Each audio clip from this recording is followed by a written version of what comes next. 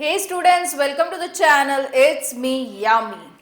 काफ़ी बातें मार्केट में सुनने को मिलती है, लाइक इंजीनियरिंग में बेकारी बहुत है, इंजीनियर बनने से अच्छा है आप प्यून की जॉब ले लो, इंजीनियरिंग फील्ड में अनएम्प्लॉयमेंट बहुत ही ज़्यादा है। So this are the things जो आप मार्केट में बहुत ही ज़्यादा सुनते हो। तो आज का ये dedicated video would be a reality check for you guys to present कि क्या चीज़ें हो रही है into the field of engineering, और engineering as a career life में इतनी कॉन्सिक्वेंसेस, आई मीन टू से इतने प्रॉब्लम्स क्यों आ रहे हैं कि काफ़ी लोग बेकार घूम रहे हैं।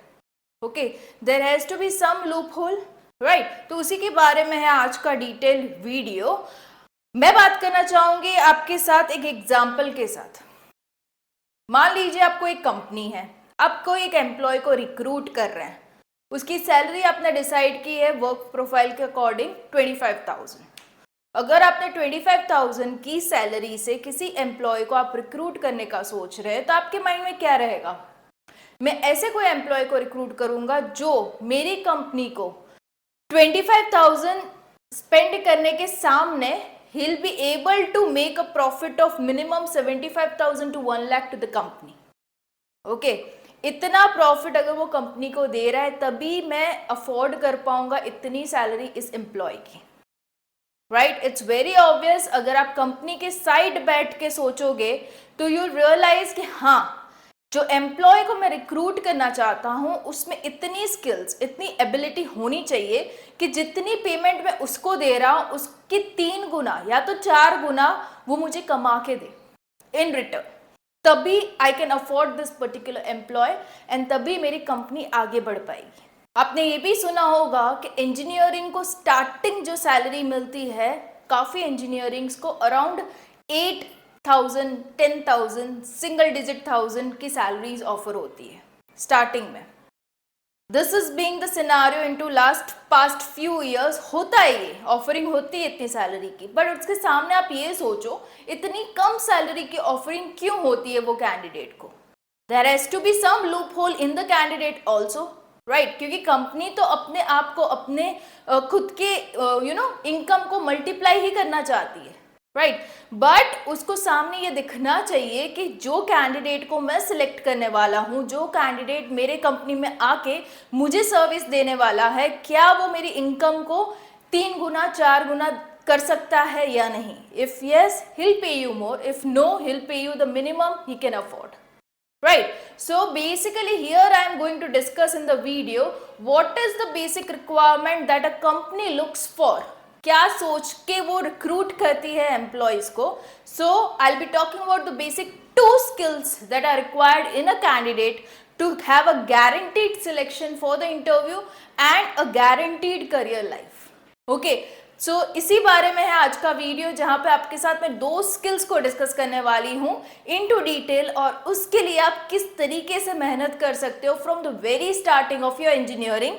पहले ही साल से आपको इन दोनों स्किल्स पे मेहनत करना स्टार्ट करना है, एंड तभी you will get a guaranteed selection in your interview and guaranteed success in your career life. So 2 skills में जो पहली स्किल है, that those are the hard skills, the other one is the soft skills. If I talk about the hard skill, what do you mean by hard skills? Hard skills is getting yourself technically strong into all the technical subjects. Suppose आप कोई भी एक particular engineering कर रहे हो, मान लीजिए आप सिविल इंजीनियरिंग कर रहे हो, तो आपके सिविल इंजीनियरिंग के सारे सब्जेक्ट्स टेक्निकली, कंसेप्चुअली क्लियर होने चाहिए, तभी you are strong with your hard skills, right. अभी इसमें भी काफ़ी चीज़ें जो रियलिटी चेक मैं आपको आज दे रही हूँ, तो ये होता है कि whenever a candidate sits for a written exam, जो कि फिल्ट्रेशन के लिए होता है, before facing the final interview you have to clear the written exam. अभी रिटन एग्जाम में काफ़ी एमसीक्यू फॉर्म में ही रहता है, बट काफ़ी MCQs are from technical side, जो आपको कंसेप्चुअली चेक करेंगे whether you are technically sound और नॉट। तो काफ़ी कैंडिडेट्स उसी में रिजेक्ट हो जाते हैं। चलो एमसीक्यू है तो कोई लोग आगे भी बढ़ जाते हैं फॉर इंटरव्यू। अभी इंटरव्यू में भी they ask you technical questions, so you are not conceptually clear, तो तब भी आप रिजेक्ट हो जाते हो। अगर आपको कंसेप्चुअली वो लोग वीक मानते हैं तो they offer you less salary, like around 8 to 10,000, okay, so the hard skills आपको स्ट्रॉन्ग करना है in your 4 years of engineering.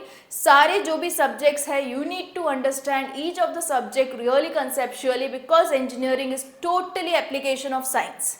आपने जो भी 11th-12th में साइंस पढ़ा उसको अप्लाई कैसे करना into real life is what is engineering. Like अगर मैं एग्जांपल दे दूं आपको, यहाँ पे सिविल इंजीनियरिंग बैकग्राउंड की मैं खुद हूँ, I have done my BTech MTech into civil engineering, तो उसी का मैं एग्जांपल आपको दे रही हूँ। मान लीजिए बीम है, कॉलम है, this are the structural members of the building, right. उनका काम यही रहता है कि जो लोड ऊपर से आ रहा है वो नीचे कैसे ड्रैग हो फाउंडेशन तक safely without giving any shaky movements to the building. So इसी का कंसेप्चुअल क्वेश्चन आपको आ सकता है कि कितने विड्थ, कितने डायमेंशन का इस पर्टिकुलर सिनारियो में कॉलम होना चाहिए ताकि सही से लोड नीचे ट्रांसफर हो जाए।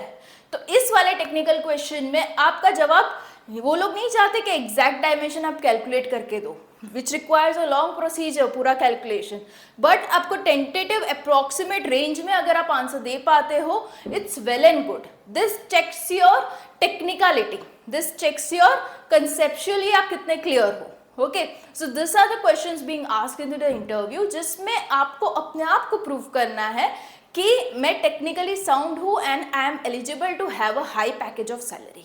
सो this is where the hard skills plays the role. आपकी हार्ड स्किल मतलब कि आपका technical knowledge should be really strong, and इसको अगर आप रेगुलरली चेक भी करना चाहते हो आप कितने टेक्निकली स्ट्रॉन्ग हो, तो absolutely you can go with the GATE exam also, जो कि आप एलिजिबल हो in your 3rd year। You can give graduate aptitude test into engineering, जो कि every engineers can give as many time as possible. कोई limitation नहीं है कि आपने एक बार अटेम्प्ट किया आप दूसरी बार नहीं दे सकते। As many time you want you can give from your 3rd year, 4th year में आप दे सकते हो, उसके बाद भी आप दे सकते हो। But this will help you check your conceptually आप कितने क्लियर हो in the engineering subjects. Okay, भले ही आपको मास्टर्स नहीं करना, जो कि गेट एग्जाम के थ्रू आपका मास्टर्स हो सकता है, but if you want to check yourself technically you can absolutely go with the GATE exam. जो सेकेंड स्किल की मैं बात करने वाली हूँ is your soft skill, which is equally of the weightage. मतलब कि हार्ड स्किल जिसकी टेक्निकल नॉलेज की मैंने बात की, it carries a weightage of 50%, and दूसरा 50% is your soft skills. Soft skills में काफ़ी चीज़ें आती हैं, multiple numbers of things are included into soft skill. The major one is your communication skill. Okay, इसको भी मैं अगर एक एग्जाम्पल के साथ आपको समझाऊं, you might have seen certain teachers and professors in your life, even school life में, जिनका knowledge बहुत ज़्यादा है, like he might be of masters level और PhD level, बहुत ही ज़्यादा नॉलेज है, बट उनके क्लास में बैठ के पूरा सब्जेक्ट समझना आपको मज़ा नहीं आ रही, इनफैक्ट सब्जेक्ट क्लियर ही नहीं हो रहा आपका, भले ही उनके पास नॉलेज बहुत है। यहाँ पे बात आती है सॉफ्ट स्किल्स की। He is not able to deliver his knowledge very convincingly. Okay, so soft skill उस प्रोफेसर की अच्छी नहीं है, भले ही उसकी हार्ड स्किल अच्छी है, तभी उसका लेक्चर सक्सेसफुल नहीं जाता, स्टूडेंट्स उनके लेक्चर को समझ नहीं पाते, right. So this is where the soft skill play the role, right. So इसमें भी आपको इक्वली मेहनत करनी है from your very start of your engineering. मैं कह सकती हूँ 1st year of engineering, go for it. Soft skills के पीछे अपनी मेहनत चालू रखो। सो अगर आपको अच्छी कंपनी चाहिए, इफ यू वांट अच्छी सी salary into that company, you need to be strong into both the fields, the hard skills and the soft skills, तभी जाके you will be able to express और deliver your knowledge to the opposite person जो कि आपका interview ले रहा है, उसको सही से आप डिलीवर कर पाओगे आंसर। ओके, तो यहाँ पे आपकी सॉफ्ट स्किल इक्वली मैटर करती है, तभी you will be getting a good offer of the package in a good company. Soft skills को आप बहुत ही कैटेगरीज में डिवाइड कर सकते हो, क्योंकि इसमें बहुत सारे एस्पेक्ट्स हैं। जो मेजर जो पॉइंट्स है जो कि कवर करना है आपको सॉफ्ट स्किल में are 3, the major 3, that is first is the communication skills. अभी इसमें मैं एक चीज़ बहुत ही क्लियर करना चाहूँगी, काफ़ी स्टूडेंट्स को यही रहता है कि जिस कैंडिडेट को इंग्लिश आता है अच्छे से, उनकी सिलेक्शन के चांसेस बढ़ जाते हैं। This is not the case. If you do not know English, अगर आपका इंग्लिश इतना स्ट्रांग नहीं है, इसका मतलब ये है कि आपकी कोई और लैंग्वेज ज़्यादा ही स्ट्रांग है। Okay, and language is just a medium to convey your things to the others. अगर आप सही से कन्वे कर पाते हो कोई अदर लैंग्वेज में, it's absolutely okay. Basic English आना ज़रूरी है, हाई फाई इंग्लिश को आप लर्न नहीं करोगे, it's okay, but you should be strong enough to mention all the points जो कि आपको आंसर्स में डिलीवर करना ज़रूरी है सही से और कन्विंसिंगली। ये चीज़ आती है आपकी कम्युनिकेशन स्किल्स में।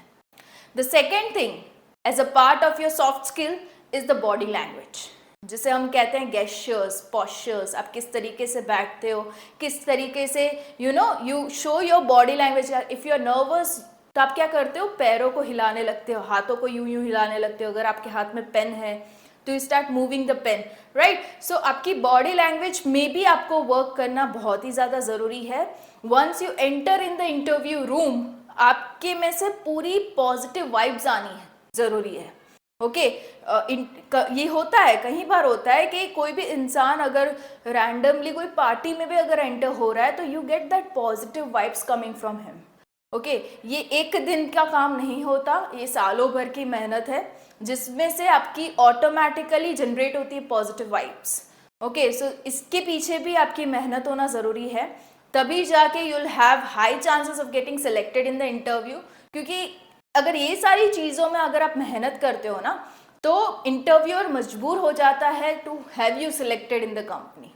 ओके सो ये सारे पॉइंट्स आप बहुत ही पहले से ध्यान में रखो, which will help you get succeeded into various aspects of the life। सिर्फ इंटरव्यू क्रैक नहीं होगा, काफ़ी और एंगल्स ऑफ लाइफ में भी आप सक्सेसफुल होते हो, right. So that was the second soft skill. The third is the etiquettes. Etiquettes में आता है आपका ग्रीट करना। Okay once you enter the room, permission लेना कि may I come in, may I sit, और good morning, good evening. Timely पहुंचना, जो इंटरव्यू का टाइम है उसी टाइम पे पंक्चुअल रह के पहुंचना। ओके तो this defines all this soft skills and the hard skills in total, overall defines your personality. Okay so your personality should be convincing enough, should be positive enough to crack the interview really easily. तो यही skills के बारे में मैं बात करना चाहती थी आपके साथ इस वाले वीडियो में, so that you can master onto both the skill and get a guaranteed job and with a good salary in a good company। मैं अगेन यही चीज़ बहुत बार कह चुकी हूँ एंड अगेन मेंशन करना चाहूँगी, मार्केट में इंजीनियर्स बहुत है, बट ऑथेंटिक इंजीनियर्स जिनके पास दोनों ही स्किल्स हो, बहुत अच्छे मैग्नीट्यूड में ये दोनों ही स्किल्स हो, hard skills and soft skills, authentic engineers are very less in the market. So you have less competition if you become authentic, but if you are engineer you have plenty number of competition, right? So all the best, hope the video help you guys, and even if you are not from engineering background, this tips shall help you for sure. I'll be coming up with more such videos onto the channel। It's me Yami, stay tuned। subscribe नहीं किया तो immediately कर दो। Bye bye, all the best।